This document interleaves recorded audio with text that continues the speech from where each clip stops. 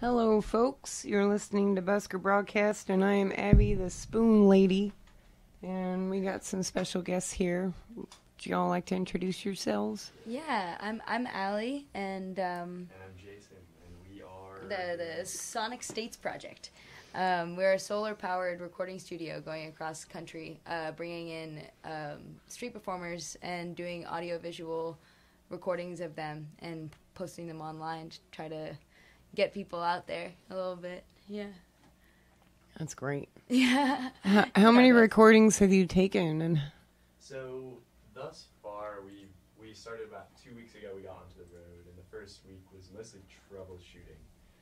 The solar setup jingles around quite a bit in the van as we're driving on the highway at 80 miles an hour, 70 miles an hour. We're safe. We've done 2 sessions that have been posted, both with Philadelphia-based musicians. And then we recorded some people in Richmond, and those recordings are a little sketchy.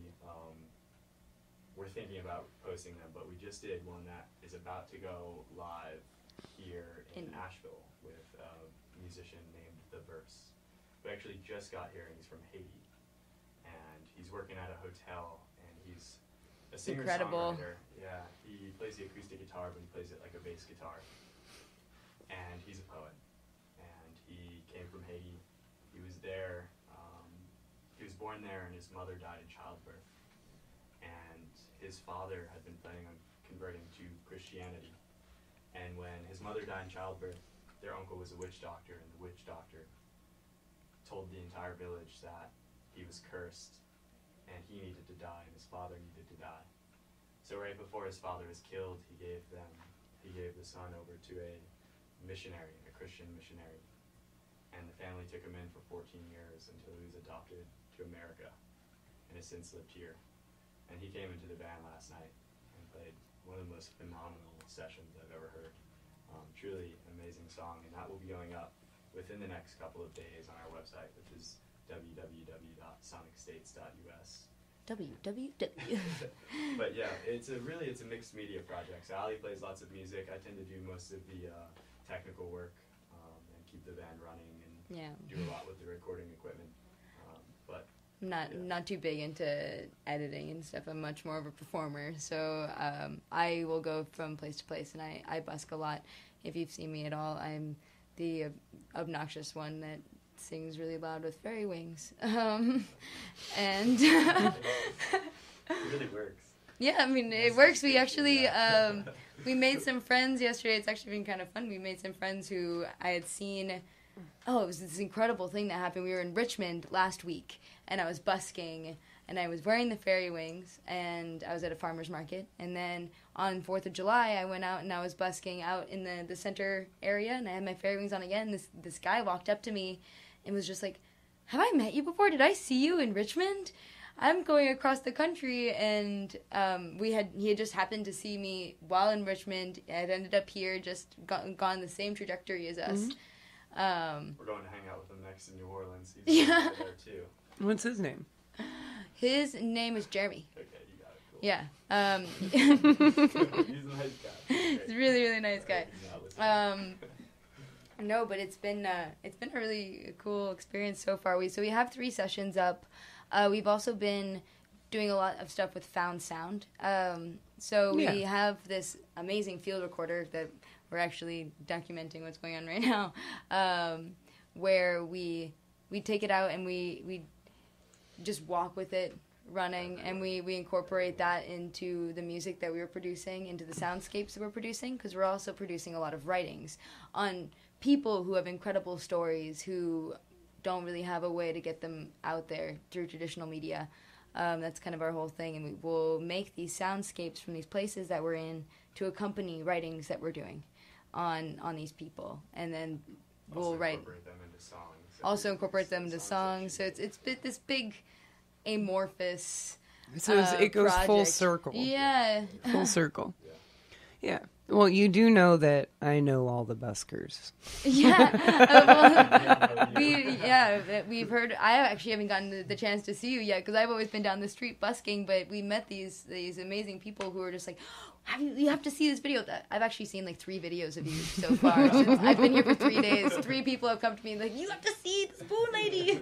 We got here and I saw the sticker that said, I heart the Spoon Lady. And I was a little nervous at first before we got here because I didn't know if Spoon Lady was pejorative. But I like that you've taken it and lived through it. It's a good name. It's really, really something really cool. And it's been, like, being in Nashville compared to these other towns that we've been in, the amount of busking that is here is just, like, out of this world. Yeah. Yeah. And part of the reason we do Busker Broadcast is to kind of show that a lot of the folks that are coming through here aren't locals, and that they are just passing through, and kind of how a permitting system would devastate the musical community that is here and squish it. Yeah. And so, that's one of the and I've run into that a couple of times, certainly, of just, like, Savannah. getting set up, and then somebody come up to me and be like, oh, where's your permit? And I'm like, I'm just traveling, man. And, getting shut down kind of stinks a bit. Well, and the other reason is exactly what you're talking about, to give a name to it. You know what I mean? Because, we're a low-power radio station. You can listen to us online, but for the most part, we cover the central downtown area. And so the general purpose of this broadcast is to give names to those people that folks see every day. Because sometimes people are scared to say, hi, my name is, I see you every day. Yeah. Or they just don't understand. So it's about, shedding a little light on the subject and giving it a voice. No, it's really an amazing thing that you're doing. I've noticed how difficult it is to engage with people, and especially when I'm busking. I am lucky to have Jason, but he's usually in the back and doing editing stuff. I've done so many things to just try to open up open up communication a little bit with people.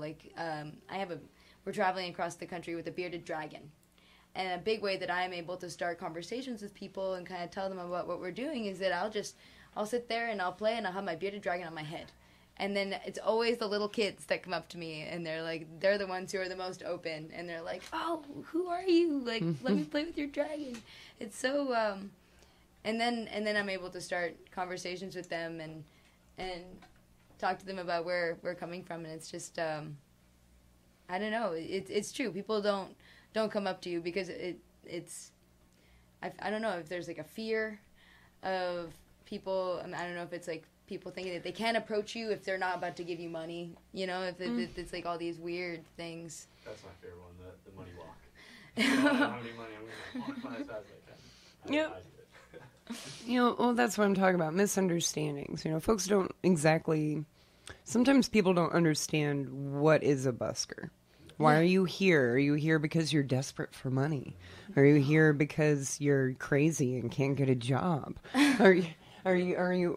You're playing silverware. What is wrong with you? Let's be clear, all of those things are true. No, it's not true. Well, I've had jobs where I make so much more busking, but it's not even about that. I just love being out there. Right. It's just so fun. And that's the thing, is showing that there's more to it than just, the guy with 2 strings on his guitar screaming wagon wheel at your girlfriend. It's more than that. It's about learning, educating, sharing, keeping traditions alive. And above all else, it's about community, getting to know each other. Yeah, absolutely. I think one of the biggest difficulties that we find with the culture of busking is not so much any problem that's has to do with the people or the music, but its ephemeral nature, the fact that it just happens right there in that moment and then it's gone. Right. So what you're doing is so vital. You're keeping these songs, these traditions alive every time that you bring someone in here and put it online or put it on YouTube. And that's such an important thing for us. It's an archivalist endeavor. We want to preserve these people and their music, and I think we're definitely aligned in our passions in that. Yeah. So it's really great, and I hope more people do it. I hope more people get field recorders and start preserving our culture in a more serious way.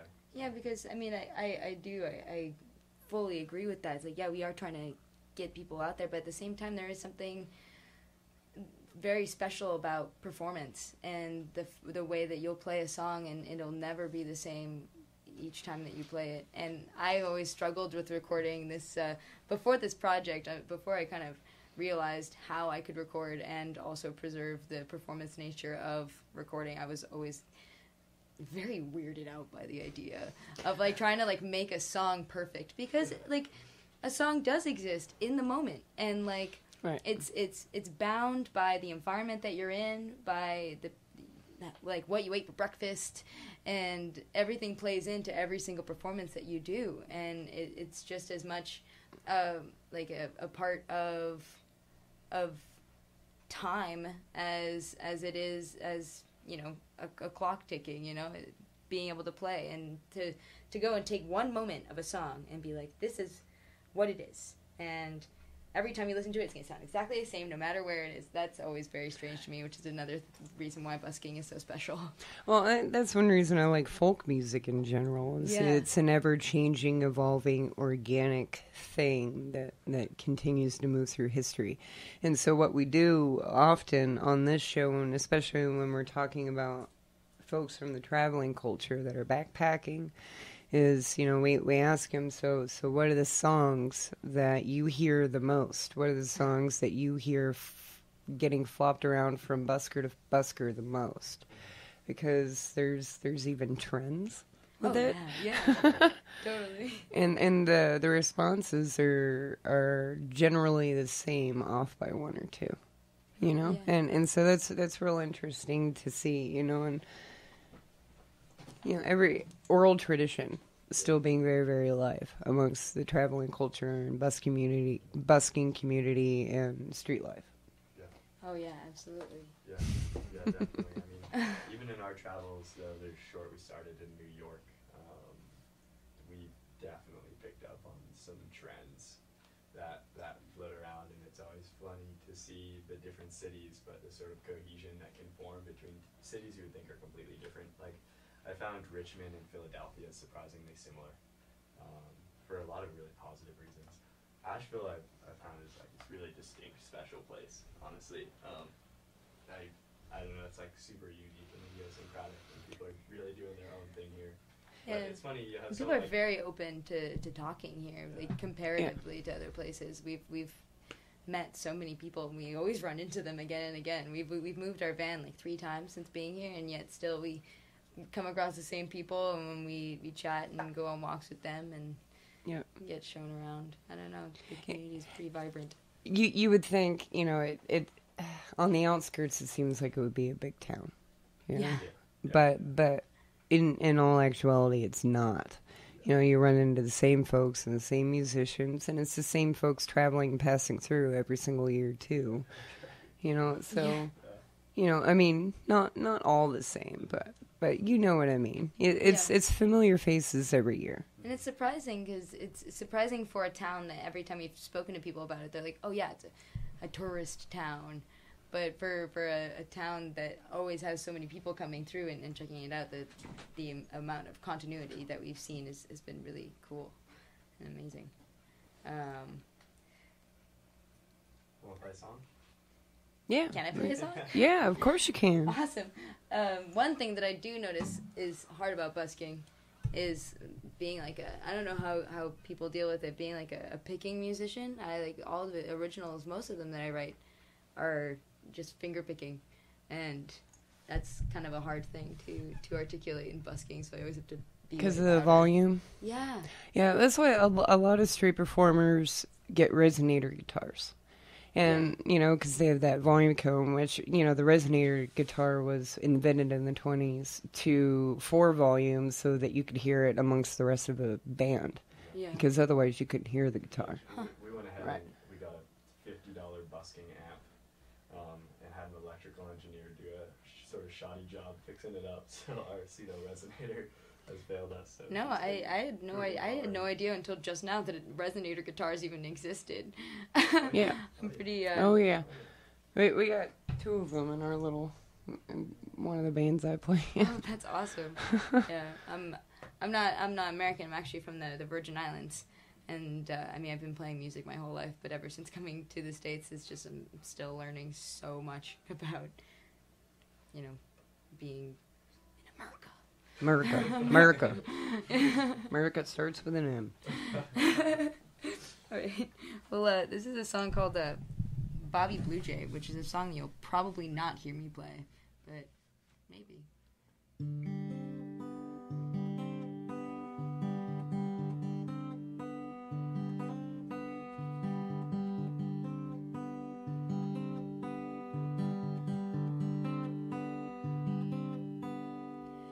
Hey, Bobby Blue Jay, you take my breath away.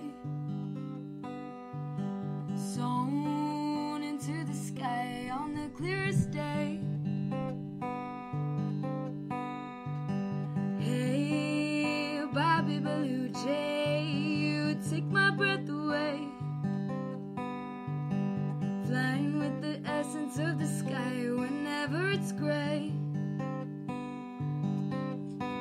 I wanna lie beneath your wings forever in the warmth and wind, where it's beautiful, and every morning when I wake up I'm here again. Oh, my big blue jay, when it rains you like summer and spring.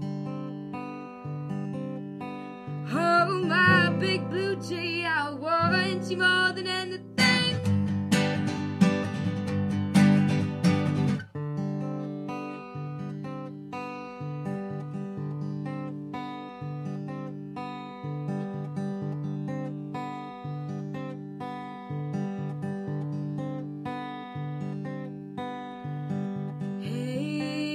Bobby Blue Jay, I hear you feeling strange,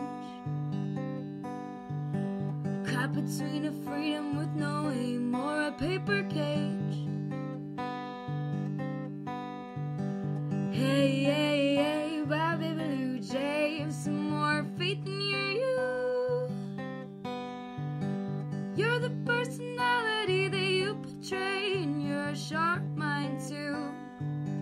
That's why I wanna lie beneath your wings forever in the warmth and wind, where it's beautiful, and every morning when I wake up I'm here again. Oh, my big blue jay, when it rains you like summer and spring. Oh, my big blue jay, I want you more than anything.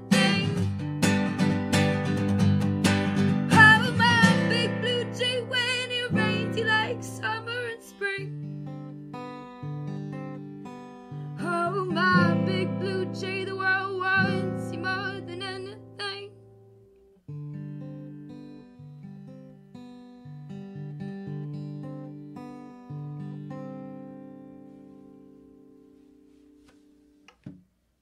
That's that song.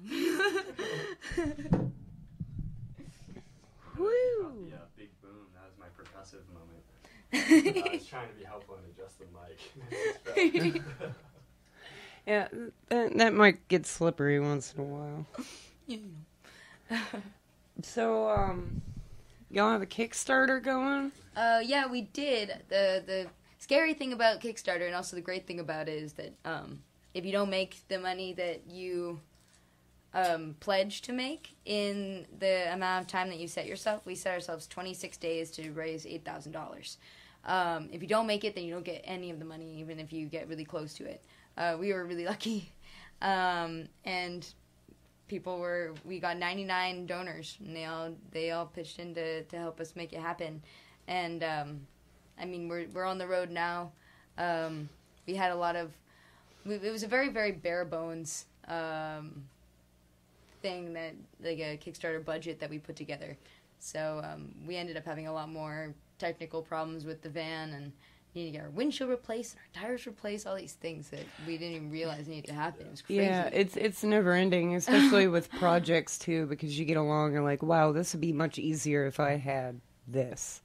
Oh, yeah. You know, and that that statement just keeps returning and returning. It doesn't matter how much this you get, it'd still be easier if you had this. Yeah. I mean, we're so blessed. So I mean, we came from just having this field recorder and our bikes, and we were going to bike across the country doing this project. It was going to be purely found sound, and occasionally getting a folk musician who just had voice and some acoustic instrument on this one field recorder, and that was it. That was the whole idea. That was all we were going to do. But the day that we were going to go film our Kickstarter, we actually ran into a guy that I know. He's one of the nicest people I've ever met. He's a painter at our school, building and grounds worker. His name's Kenny, KB, as we call him. Kenny Bear. And he's the president of a biker gang, the Undesirables. And he ended up selling us his brother's van. It was a Fox News van. And he sold it to us for really cheap. And let us live in his garage. He had a big Perkins trucking garage, like over 5,000 square feet of space, every power tool you could ever dream of. And he helped us gut this van entirely, take off the satellite dishes, get rid of all the wiring that we didn't need, do the entire thing over, and turn it into a recording studio over the course of 2 months. And he did it all for free. We didn't pay him a penny for the space, for the tools, for the expertise, for the assistance. He's just the nicest guy you'll ever meet. Yeah. Wow. It's insane. Yeah. And he was truly a jack of all trades and an impressive craftsman. And we pulled this van together over the course of 2 months and hit the road. But there was a lot of cost built into that van that you could never anticipate. But we have a really great setup. We do. And you can't successfully utilize a project like that without folks helping out. Oh yeah. And that's the honest truth. So folks, if you're listening, think about reaching out to your local artists or to your local song collectors and help out a little bit because it's really hard for folks. From the ground level with art and music and everything else to make ends meet, especially if you're traveling across the country or especially if you're living in a tourism city. And I say that putting quotes up in the air with my fingers. Because while I feel like Asheville's very touristy, I feel like it's home too. Yeah. So, Yeah. I mean, we always are in an interesting position, as all drifters or travelers are, when you come into a city and start doing something like this, whether you're playing music or recording music like we are right now, although I guess we're doing both. It's an interesting position of there's so many people to give money to. If you're walking through the town and you have X amount of money, like who are you going to give it to? And we've been really lucky to have plenty of people help us out. We have a sign out that describes our project, and we interact with people and explain what we're doing. And the money we've gotten has actually been really well utilized thus far in terms of what our media has done for the artists we're recording. The first artist who we recorded in Philadelphia, his name's Scotty Leach. He goes by Shelf Life. And he was just about to come out with this new album. And we ran into him, we met him at an Alex G show. Alex G is a great artist who we're friends with. And he was his drummer, but he's starting this solo project. And he's like, hey, I'd love to record in your van. I'm coming out with this new album. I'm trying to get it some energy. It would just be great to get this recording done and the video done. And sure enough, we do it, and we put it out, and it goes over pretty well. He's really satisfied with it. He sends it off to different people, and a week later, he gets a big write-up in The Fader, which is an awesome magazine. And it's just like really, we felt so proud to be a part of that. And we're just so stoked for him, and it was really a special moment. And we hope to keep doing that for all these different artists. So our project can not only help us get across the country and fulfill our dreams and whatever it is that we're doing that is necessarily narcissistic in some ways, but we're also able to sort of push that energy outward and get other people their dreams coming true. So yeah, I mean that was such an incredible moment to see that happen, to see him get that right up. Yeah, we were really satisfied with that. Yeah. Access to resources is an extremely difficult thing for some folks who are starting out street performing. Yeah. And I want to say starting out street performing. I guess, because I don't know if that's the right way to say it. You know, because the truth is that folks aren't always just starting out. Yeah. Yeah, I think we were really inspired by this one kid at our college. We went to the same college in New York called Bard College, and there was this one guy who happened to have the most knowledge of recording equipment, and he used to charge people exponential amounts of money for these recordings that he only put in half of the amount of effort as he really should have. No, I mean it was because he was using the free school provided studio and doing that. So it he was basically had all the resources locked down, and he was still charging people all this money. And we see that, we're like, man, we just want to get people recording for free. Let's get everyone's music out there. So that's a huge passion of ours, to just get people, don't give us a penny, don't give us anything, just come in and let's do this. And that's really a huge part of our ethos, is making it just affordable for musicians to get their music out there. And we're able to be pretty effective and efficient and make it happen quick with the equipment that we have. So. Yeah. Good. Yeah. I had collected it, I mean, over the past many years. I don't know, I bought my first mic and this little interface to plug into my computer, and then there was a lot of people who would play shows at my house, and they would disappear, and suddenly there was just all these cables, and you're just what do we do? I have no idea. All these many bands, who these belong to. You reach out, you don't hear back. People are gone across the country. Yeah. So we just kind of have this very interesting cobbled together amount of equipment that's actually really effective. We actually have this one microphone that was a gift from Kenny Barrett, KB, the day that we left.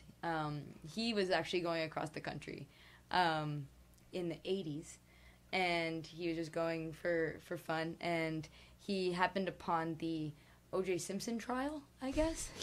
And it was the last day of that trial, and it's the funniest story. He was just he wanted to watch it happen, so he just kicks back on the hill with some beers, watching all the news reporters freak out, trying to go and talk to him, and he comes out.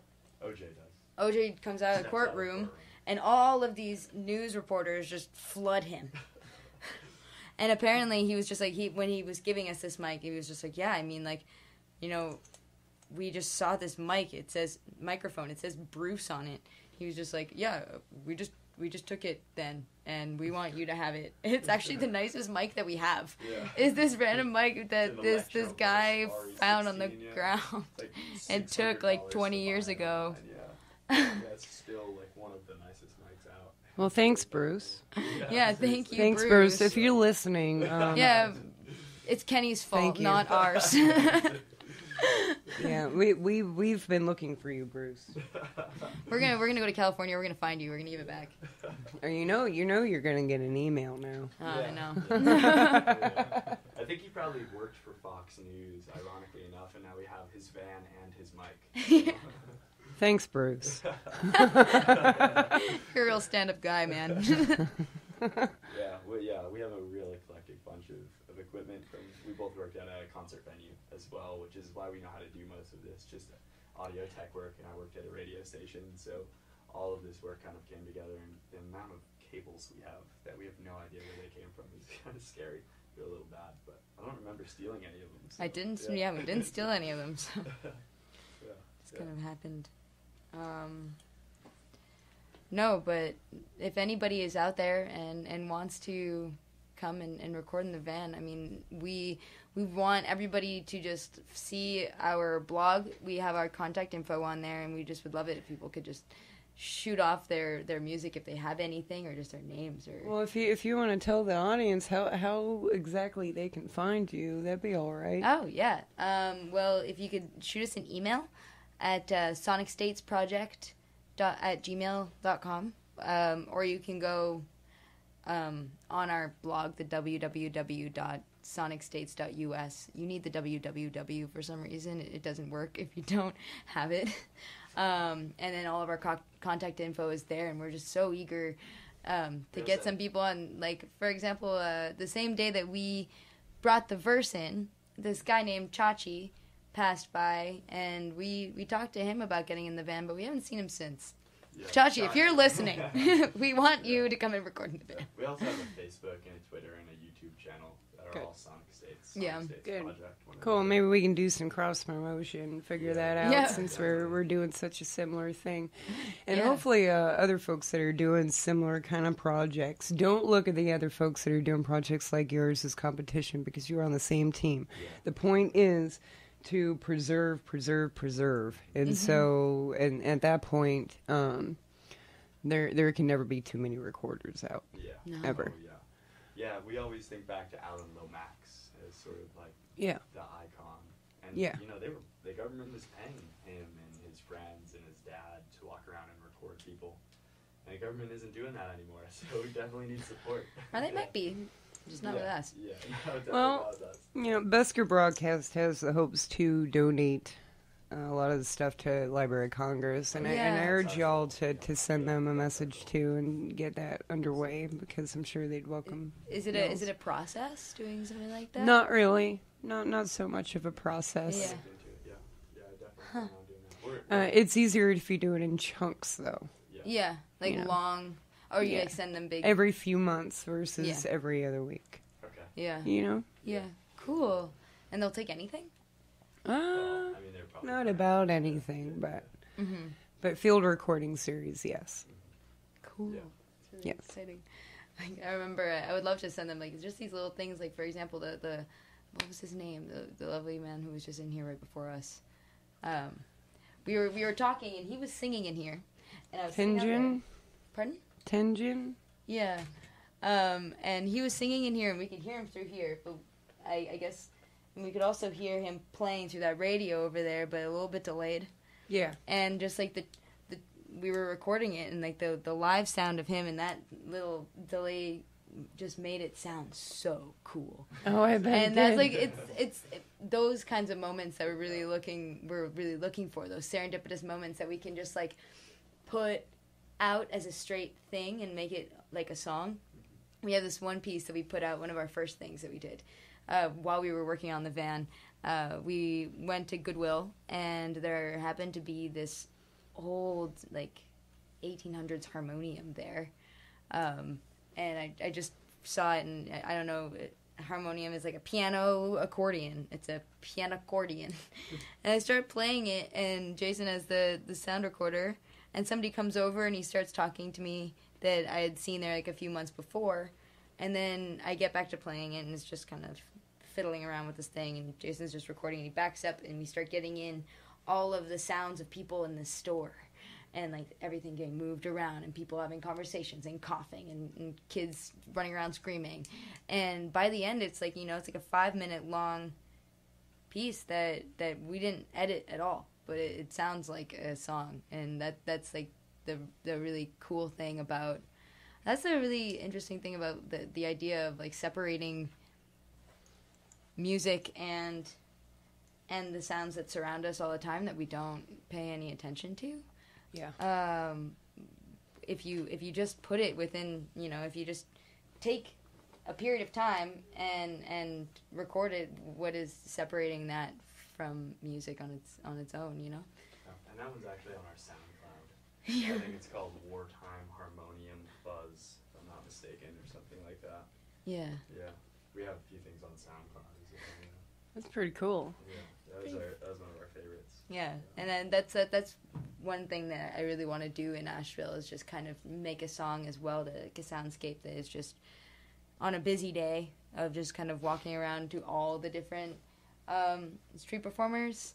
And like, for example, today I was playing, and I opened up the doors of the van. We were cleaning up a little bit inside so we don't look like a bunch of crazies, making it. Trying to make it look like nice and presentable in there, and I get our little donation thing kind of explaining our mission statement, and I'm getting my guitar ready, and I guess in this period of time, this other couple just set up about, you know, less than 50 feet away from me, and it was just like, and they started playing, and I played for a little while, but I started kind of feeling bad, and I stopped doing it then, but it was just kind of, because it wasn't benefiting either of us at that point. But I was just imagining that space of what it must sound like to be smack in the middle of the two of us, and getting the two of them at the same time. It's just, I don't know.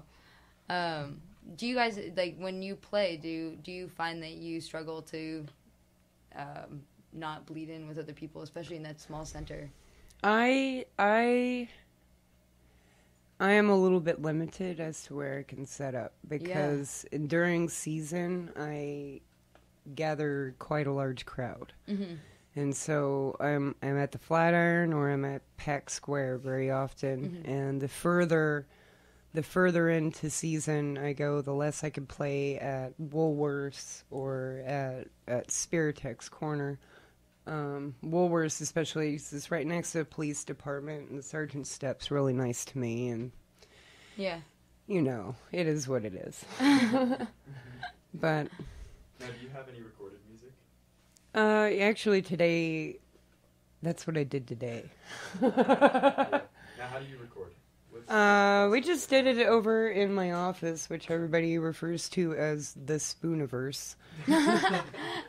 And we just set up I've got a little bit of a, like a little Tascam interface and some microphones, and we just recorded live or whatever. Yeah. That's so cool. I'm sorry, when did you? But it was just Shifty Drifters is that band. Playing Spoons is just like.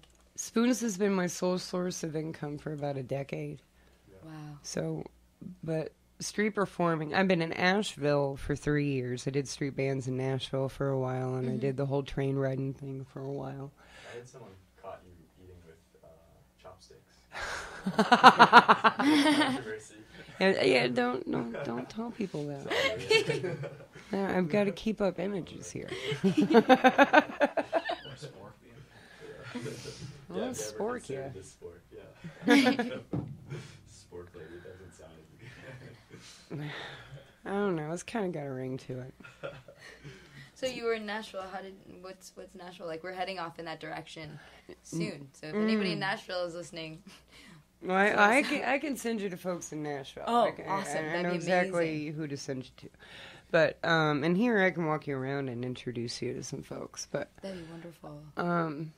Nashville does not in any way, shape, or form support their street art. If you walk down in downtown Nashville and you look in the gift shops, there's not much made in Nashville. It's all shipped in from China, overseas, made in bulk, stamped with a price gum and stacked on a shelf. Yeah. Mm-hmm. There's, nothing real. You have to walk off the main drag to see any real art galleries or handmade stuff.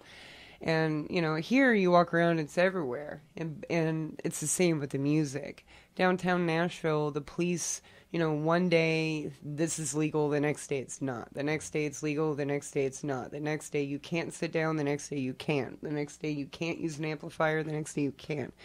And so it's really confusing to people because, the police are picking and choosing which laws they feel like they can uphold, and it makes it really, really difficult for folks because you have folks who would be helping out the police department and spreading the word and letting folks know what is right and what is not right and what is legal and what isn't legal. But instead, when you walk up to the folks who have been there all the time and been playing consistently, some for a decade, and they have no idea what the laws are. Yeah.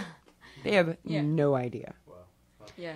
And, and because of that, a lot of the really, really, and I'm not saying that there aren't good street performers there, but there's not a lot of consistency there. Here you have a lot of very, very consistent street performers that have been here a while. They establish themselves. Mm-hmm. Folks who go on vacation come back and they look for those consistent street performers. It's not the same in Nashville because folks are skipping Nashville or they're leaving real fast because it's so incredibly loud down there too. There's no noise ordinances, so the bars have their monitor speakers flooding out into the street. Oh wow! So you have to watch what space you're in. Mm-hmm. It gets really, really drunk outside after a certain time. Yeah. Huh. Yeah. But there are really good musicians down there. It's a lot more like here you get a lot of old time banjo, and so there you get a lot of bluegrass. So there's a little bit of a difference there. and then you have the mainstream country, Yeah. you know, and the church, the mother church of country music. And Nashville also has a very, very humongous hip hop and rap scene. Yeah. Huge hip hop and rap scene. I want to say it's bigger than their country scene at this point. Really, we're really trying to get some rappers into the band. I think it'd be really cool. Nashville, it'd be pretty easy to come across some folks. Cool. And in fact, now that I'm thinking about it, there's a street performer down there that goes by the Broadway rapper, and you'll see him, and he raps with a cocktail kit with the drums, Oh, and he's pretty good, and I would stop and chat with him. Cool. Yeah, we'll do that. And he's been The consistent, Broadway you know, and that's what I'm talking about. There's not a lot of consistent folks. He is one that has been consistent. Mm-hmm. And every now and then, you know, there used to be Madel and Mike who just left town, but he was consistent for 13 years, playing in the same spot for 13 years. Wow. Yeah, that's another hard thing about being a traveling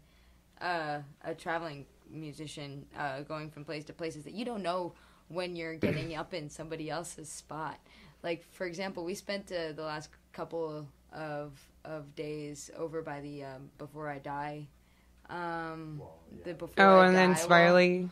And then he came up to us and was just like, I guess he's been in the hospital. I'm really glad to hear that he's out. And he was just like, hey, like, I've been here for 4 years. This is my spot. Please don't do this here.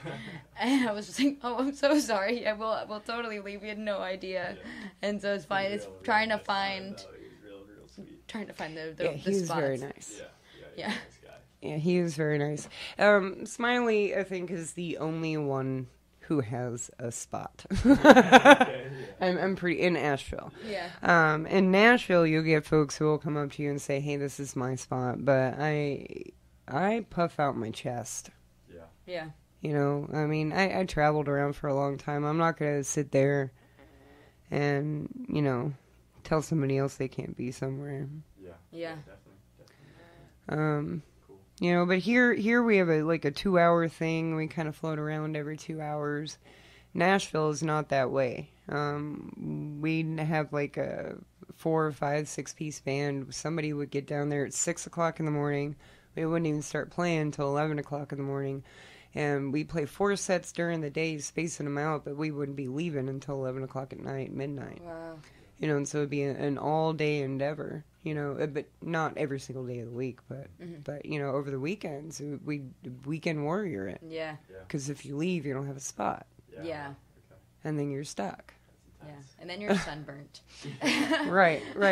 You know, and so you learn to either, you know, work around that one spot with your band, or you learn to work with another band so that you can take turns. Yeah. And share a spot, which is what I prefer, and is what's better for the community. So, Yeah. Cool. So but we got like 10 minutes left on here, right? yeah, y'all should. Could we play some of the stuff that we have that's online? I can see if I can pull it up. Yeah. In the meantime, why don't you recap a little bit and tell folks again what it is you're doing, how they can get a hold of you, what your mission statement is. Yeah, cool. Well, we are a solar-powered mobile recording studio. We're going across the states. We started off in New York, and we're doing a big O around the coast. And we are trying to bring in street musicians into our van so we can do some audio-visual sessions and put them up on YouTube. We're just trying to give people some opportunities to get themselves out there past the street corner. And if you want to come in the van, if you're interested, hit us up at sonicstatesproject@gmail.com, or you can check us out on our blog. We'd love it if you checked out our blog, www.sonicstates.us. Yeah, we're going through, and we would love to hear anything. If you're a storyteller, a poet, and a visual artist, we would love to have you on our, paint our van, make us more loud. Musicians, any mode of expressing yourself, we wanna put it out there. Yeah. That's awesome. So you're going to New Orleans, and then where are you going after New Orleans? Well, we're going. Our next stop is Nashville, Memphis, New Orleans, and then we're going to be heading up through Colorado. Probably going to hit Denver, and I have a really great friend that we're going to go and see in Steamboat Springs, and then we're going to head up towards San Francisco, and we'll be there for a while, and then there'll be a mad dash so that Jason can get back to school right at the end of August. We're going to be going back across the north through Chicago and Seattle. And then probably the van, the Unicorn Creation, is going to probably go up to Canada for a while, as I am to be deported. Well, I pulled up some of this stuff from your van, Sonic State's van sessions. Yeah. This is actually our first session that we ever did with Scotty Leach, Shelf Life. You can find this on YouTube if you type in Scotty Leach Van, Leitch. Cool. And I'll post this on the Busker Broadcast Facebook page along with all of your links so people can find it. Oh, awesome. And also archive this on the internet too. So Cool. And similar. Awesome. Cool. Yeah, this will be a good closeout, I think. All right, yeah. So, folks, thanks again for listening. This is WPVM 103.7 FM. You can listen online at WPVMFM.org. This is Busker Broadcast and Scotty Leach in the van. Here we go. Okay. Here we go. Hello, this is Shelf Life, and this song's called Screen Print Death Shirt.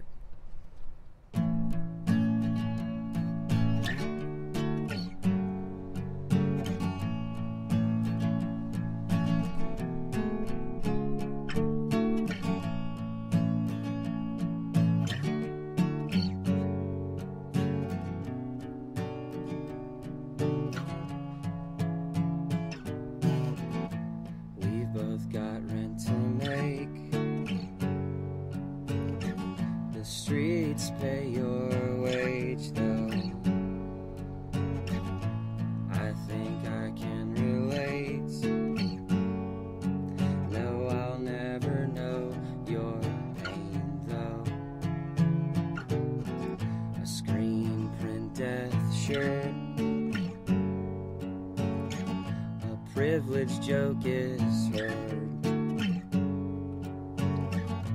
I sleep while you fight, and every dream ends up outlined in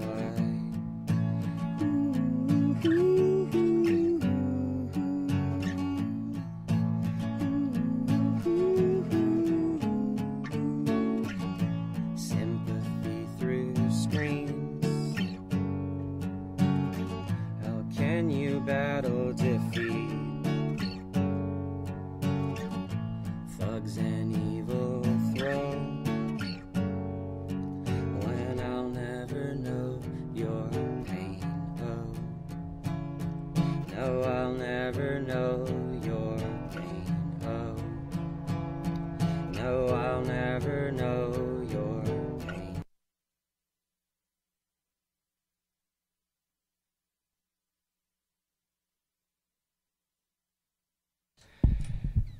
Hey, folks. All right. If you're just now... all right, we're having some internet stuff. We're poking around. You can get a hold of me at spoonladymusic.com. You can also find Spoon Lady on Facebook. Also, you can find Busker Broadcast on Facebook. We also have Twitter and Instagram. Also, the Asheville Buskers Collective. The meeting is tomorrow, being Tuesday. If you're listening to the rebroadcast of this later in the week, the meetings are Tuesdays, 10:30 in the morning at New Mountain, SOL. That's upstairs, New Mountain. That's downtown. And so, for the most part, right now, for the Buskers Collective, we're just kind of talking about moving forward and what we can do to preserve busking here and what our next steps are. So if you have something you'd like to add to that conversation, you can also find the Asheville Buskers Collective on Facebook. or contact us at ashevillebuskerscollective@gmail.com.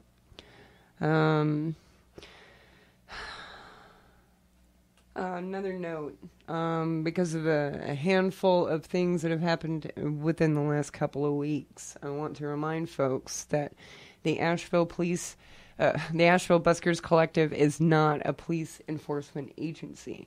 We cannot ticket folks, run them out of town, keep people from busking. That is not our purpose. Our purpose is to keep things permit free, keep things so, create communication, a little bit of advocacy, welcoming committee for new buskers so that folks understand what our rules, and I say that, putting the quotes up in the air, are.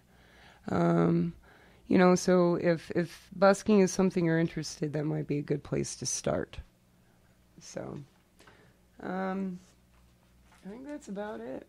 So, good night, folks, and we will talk to you on Monday.